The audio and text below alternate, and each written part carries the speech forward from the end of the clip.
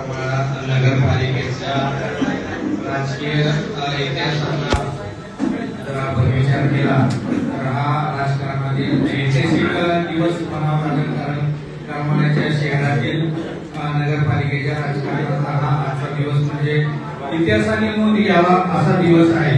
कारण आजच्या दिवशी खूप मोठी नगरपालिकेमध्ये क्रांती घडलेली आहे आणि ती क्रांती ही सर्वसामान्यांच्या ताकदीवरती किंवा सर्वसामान्यांच्या योगदानामुळे ही आजची क्रांती घडली.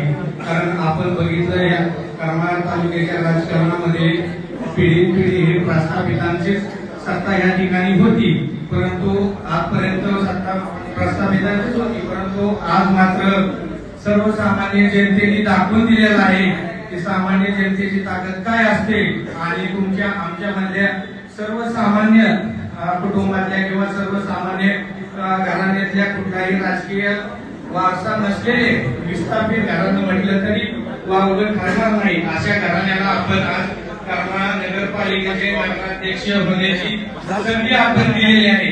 परंतु खरोखरच ही संधी म्हणजे ह्या संधीचं ते नक्की सोनं करतील, कारण तुम्ही जो विश्वास त्याच्यावरती ठेवलेला आहे हा विश्वास ते सार्थक ठरवतील ही शहरातील जनतेला आणि माझ्यासारख्या एका सामान्य कार्यकर्त्याला देखील विश्वास आहे. त्याच्यामुळं शहरातील जनतेने आज नगराध्यक्ष पदाची यांना संधी दिली. संधी देत असताना त्यांच्या बरोबर देखील सर्वसामान्य कुटुंबातले नगरसेवक म्हणून या ठिकाणी नगरपालिकेत प्रतिनिधित्व करण्याची संधी या सर्वसामान्य नगरसेवक कुटुंबातल्या व्यक्तींना ह्या ठिकाणी मिळालेली आहे.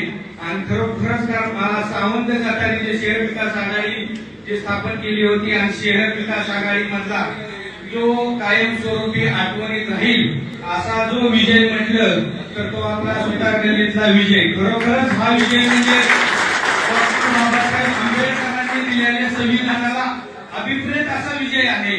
कारण डॉक्टर बाबासाहेबांनी सांगितलं होतं, रानी के पेट से राजा नहीं बनेगा, जिसमें काबिलियत है वही राजा बनेगा. दाखवून दिलं. खरोखरच मी त्यांचं देखील मनापासून आभार व्यक्त करतो. करावं इतकं कौतुक त्या मतदारांचं कमीच आहे. खरोखरच अतिशय चांगल्या पद्धतीचं काम अगदी शहराने त्याची नोंद घ्यावी अशा पद्धतीचा निकाल या ठिकाणी दिलेला आहे.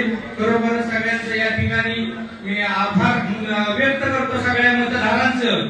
या पद्धतीने आम्ही मतदारांपुढं मतदान मागण्यासाठी जात असताना मतदारांनी इतकं भरभरून आमच्या चोरीमध्ये दान टाकले की आम्हाला त्याची अपेक्षा सुद्धा नव्हती की इतक्या लीडनी आमचं त्या ठिकाणी अध्यक्षपदाचं सीट येईल. परंतु खरोखरच शहरातील नागरिकांना जो परिवर्तन पाहिजे होतं, जे परिवर्तन या ठिकाणी पाहिजे होतं, अपेक्षित होतं आणि शहरातली लोक त्या ठिकाणी वाट बघून होती आणि त्याचीच खरोखर या निकालामधनं प्राचिती आपल्याला येते. खरोखर इथून पुढच्या काळामध्ये 5 वर्षांमध्ये करमाळा शहर विकास आघाडी, कारण ह्याच्या नावातच विकास आहे, त्याच्यामुळे नक्कीच शहर विकास आघाडी ही आपल्याला शहरातील नागरिकांना सुज्ञ मतदार बंधू भगिनींना जे अपेक्षित विकास आहे तो अपेक्षित विकास केल्याशिवाय शांत बसणार नाही. गेल्या आता मला वाटतं 21 तारखेला निकाल झाला तेव्हापासून आता हार तुरे फेटे सरकार चालू होते. पण आता अध्यक्षताईंना मी विनंती करतो की आता इथून पुढच्या काळामध्ये की आपण लोकांना विनंती करा किंवा आवाहन करा की आता इथून पुढच्या काळामध्ये येताना हार तुरे न आणता काम आणा, काम सांगा. कारण शहर विकास आघाडीमध्ये कसे काम सांगा किंवा व्यक्तिगत नाही तुम्हाला भेटता आलं, वेळ नाही देता आला ते फोन करा.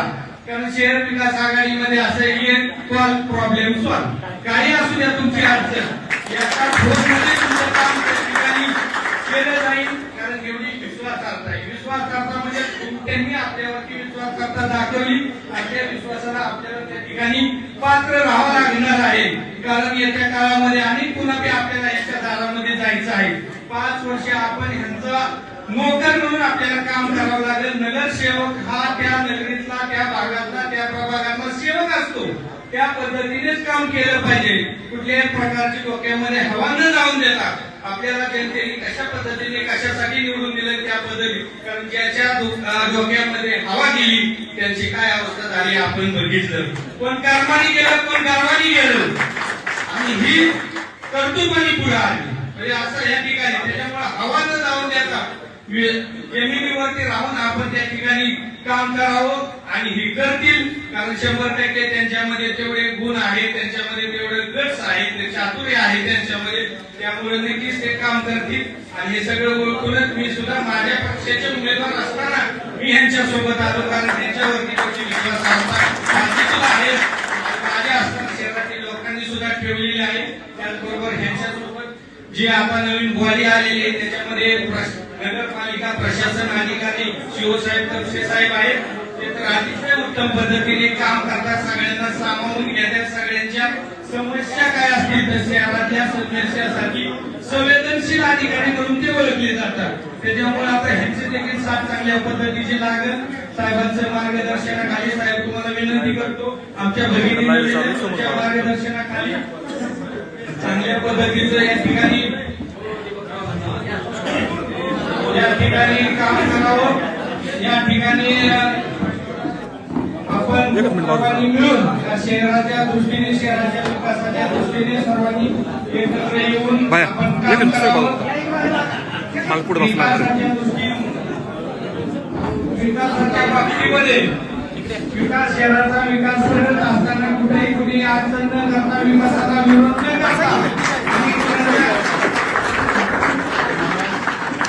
पुढे विकासाच्या बाबतीमध्ये बोलत असताना सगळ्यांनी विकासाच्या बाबतीमध्ये एकामेकाची कुठल्याही पद्धतीची अडवणूक न करता शहराच्या बाबतीमध्ये विकासाच्या दृष्टीने विचार केला तर पाय न घालता हातात घालून सगळ्यांनी काम करावं ही मी ठिकाणी अपेक्षा व्यक्त करतो आणि थांबतो. जय हिंद, जय महाराष्ट्र.